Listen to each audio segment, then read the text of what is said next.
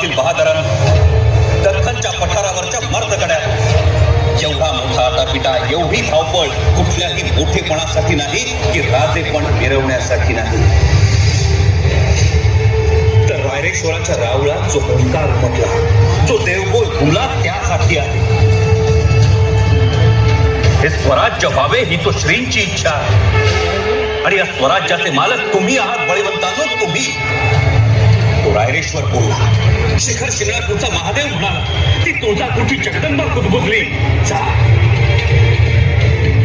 जा तू निर्धास्तपणे पुढे चाल, तुझं मनोरथ आम्ही पुरवतो.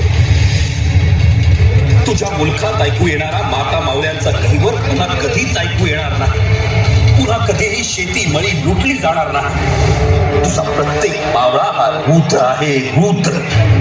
त्यामुळे चिंता करू नकोस. आमच्या महाराज साहेबांनी आणि आऊसाहेबांनी लावलेल्या या युद्धाच्या रोगत्याला, या स्वराज्याला तुमच्या सगळ्यांच्या साथीनं रक्ताचं सिंचन करून आम्ही जपलंय, जोपासलंय, वाढवलंय.